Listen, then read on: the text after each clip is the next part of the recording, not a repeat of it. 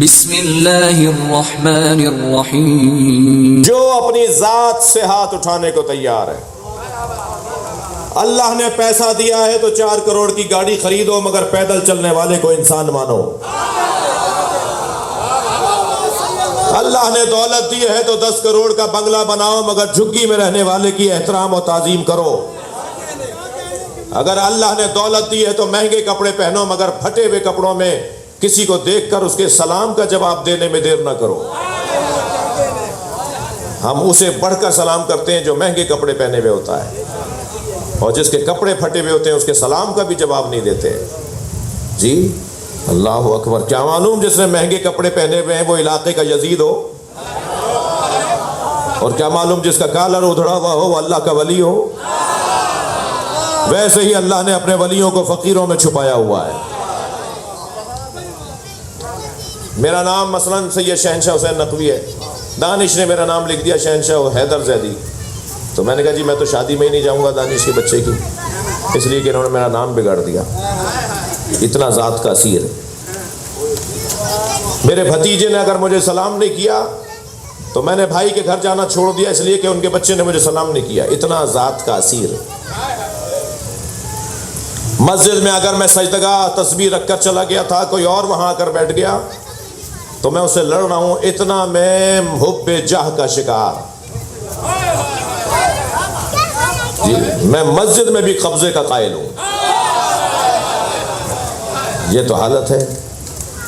جی حسین فرما رہے ہیں جو اپنی ذات سے ہاتھ اٹھانے کو تیار ہے فَلْيَرْحَلْ مَعَنَا، وہ ہمارے ساتھ چلے.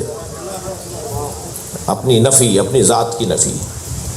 عزیزوں مجھے فقیر مل نہیں رہے، آپ کو ملیں تو مجھے ملوائیے گا.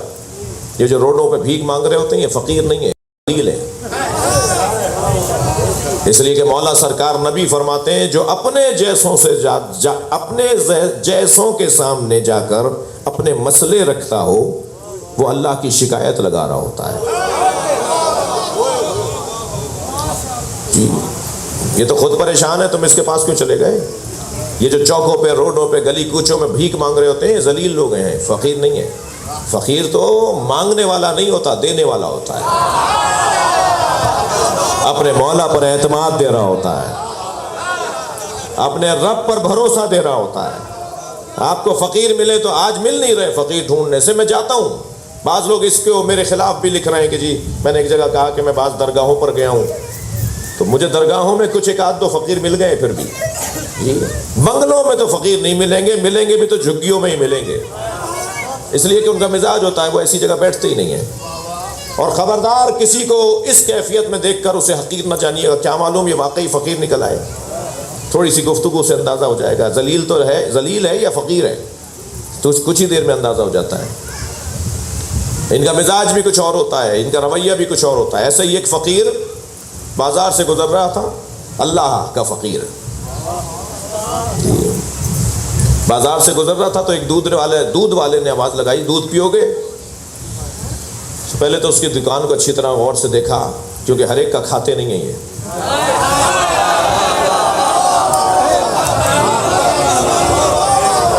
پھر کہا کہ پلا دو.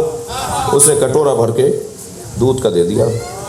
اس نے دودھ پیا، اللہ کا شکر ادا کیا، خالی کٹورا لوٹایا. کچھ آگے گیا تو اس کا پیر ایک نشیبی گڑھے میں پڑا، وہاں کیچڑ تھی تو چھینٹیں اڑیں تو دیوار کے کنارے 2 آشنا کھڑے باتیں کر رہے تھے. آشنا تو جانتے ہیں نا کیا کہہ رہا ہوں. 2 آشنا کھڑے ہوئے یعنی ایک لڑکا اور ایک لڑکی. جی 2 پیار کرنے والے آپس میں. اور کیا کھل کے بتاؤں.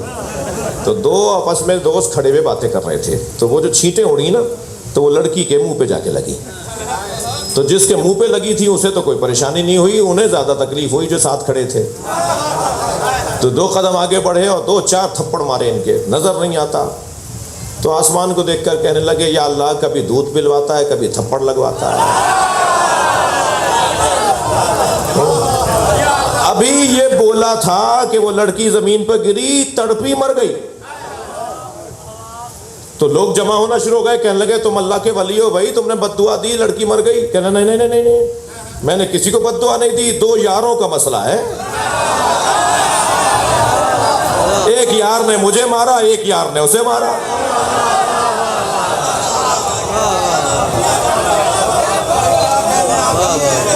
لہذا خبردار ان لوگوں کا خیال رکھیے گا. اول تو یہ ملتے نہیں ہیں، مل جائیں تو ان کا خیال رکھیے گا. ایسے ہی میں گزر رہا تھا تو مجھے ایسا فقیر ایک مل گیا، تو مجھے گاڑی میں بیٹھا دیکھ کر اس نے دور سے آواز لگائی. ہم نے گاڑی رکوا دی. اسے کہنے لگا کچھ دوں؟ میں نے کہا جی میں آپ سے کچھ چاہتا ہوں، عطا کریں. وہ جیسے فقیروں کا حلیہ ہوتا ہے. پھاٹک تھا ریلوے کراسنگ کے، وہ جو چھوٹی سی دیوار بنی ہوئی ہوتی ہے نا، پھاٹک جہاں بند ہوتا ہے، تو وہاں اس کے پر بیٹھا ہوا تھا. تو میں نے کہا جی عطا کریں. کہنے لگے زہد کی تعریف تو میں بتاؤں. زاہد اسے کہتے ہیں جو اپنی ذات سے ہاتھ اٹھائے، اپنی میں مٹائے، اپنی انا مٹائے. کیا کریں، بس آخری چند جملے، بہت دیر لگا دی میں نے. کیا کریں کہ ہماری میں مٹے؟ مشق کیا کریں کہ ہماری انا مٹے؟ اپنی انا کو مٹانے کی ایک بہترین مثیل اور تمثیل جو جناب زہرا نے دی ہے. بی بی فرماتی ہیں انا مٹانے کا بہترین ذریعہ نماز ہے. صلوات پڑھیں محمد و آل محمد پر. اس سے بلند اور بہتر صلوات نبی اور آل نبی پر.